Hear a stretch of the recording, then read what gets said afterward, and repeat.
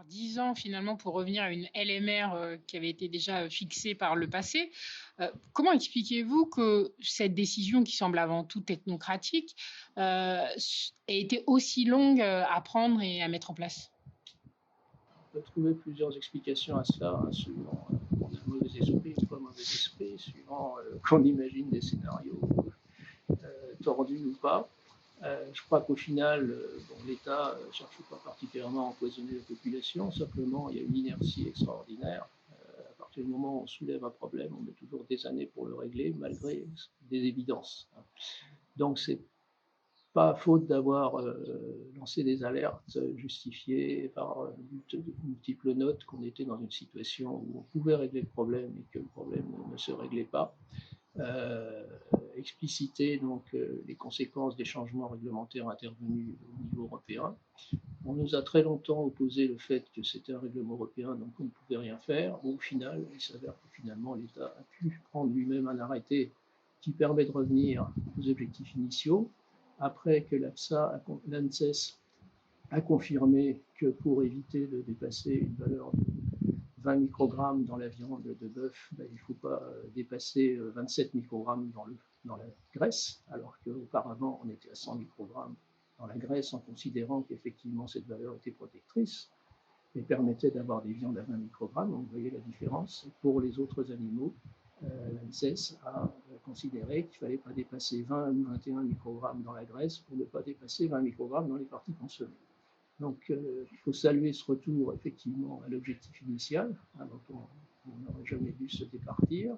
Simplement, il y a eu des années pendant lesquelles on était dans l'incertitude, ou si on a mauvais esprit, dans l'intention de gagner du temps pour éviter d'avoir à gérer beaucoup trop de non-conformités et d'avoir des demandes importantes d'indemnisation de la part d'une filière élevage qui est toujours sur la corde raide, toujours en difficulté. Il y a eu la crise de l'élevage.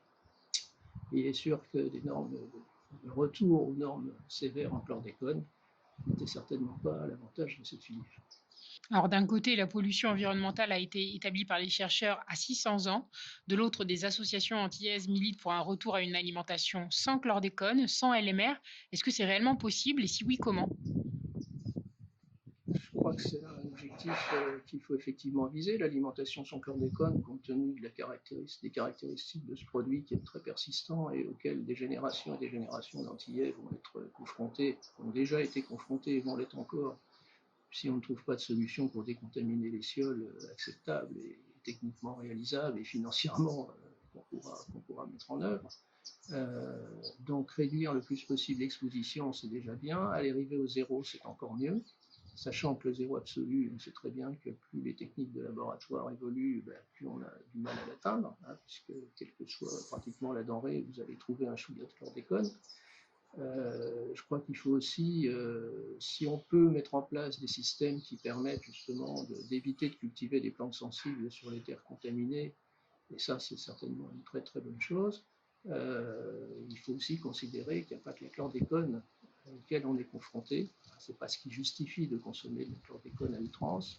En revanche, il ne faut peut-être pas dramatiser à l'extrême le fait qu'on a quelques microgrammes de résidus de chlordécone encore dans son alimentation parce qu'on n'a pas réussi à l'éliminer totalement. Je pense particulièrement aux produits de la mer, hein, qui sont très difficiles, beaucoup plus difficiles à gérer que les produits de l'agriculture ou de l'élevage.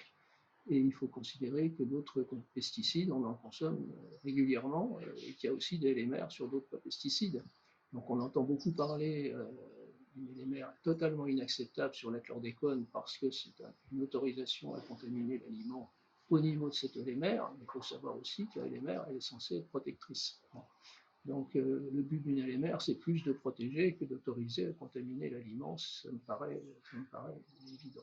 Ah, la LMR, fait son apparition aux Antilles dans l'esprit du consommateur, avec, le scandale qui entoure, le chlordécone, heu, parce elle s'apparente finalement à une sorte de droit à s'empoisonner au quotidien. Mais est-ce que la LMR existe pour d'autres aliments, d'autres pesticides? Ou est-ce que c'est une problématique, spécialement, antillaise? Non, la LMR, elle existe pour tous les produits phytosanitaires qui sont mis sur le marché, tous les pesticides qui sont mis sur le marché couramment utilisés par les producteurs. Elle existe aussi pour des produits qui sont désormais interdits d'emploi. Donc, le principe, c'est que cette LMR soit aussi basse que possible, compte tenu des techniques, soit de protection des cultures quand il s'agit d'un produit autorisé, soit compte tenu aussi et dans tous les cas, compte tenu des valeurs toxicologiques de référence. En fait, ce qu'on fait, quand on essaie d'évaluer une LMR et la capacité d'une LMR à protéger la population, c'est qu'on fait la somme de toutes les consommations alimentaires multipliées par la norme qu'on veut appliquer aux différents aliments. On en fait la somme et on compare aux valeurs toxicologiques de référence qui sont en fait une sorte de dose qu'il est tolérable d'ingurgiter chaque jour tout au long de sa vie sans risque pour sa santé quand il s'agit d'un AVTR chronique. Et ça pour toutes les populations, y compris les plus sensibles, les femmes enceintes, les nouveau-nés, les nourrissons. Donc pour la chlordécone, c'est ce qui avait été fait en 2007. Les propositions de l'EFSA initiales à 50 et à 200 microgrammes avaient été retoquées par la Commission européenne. Et finalement, l'État avait proposé 20 microgrammes pour tous les aliments, ce qui permettait de respecter les VTR pour tous les consommateurs européens.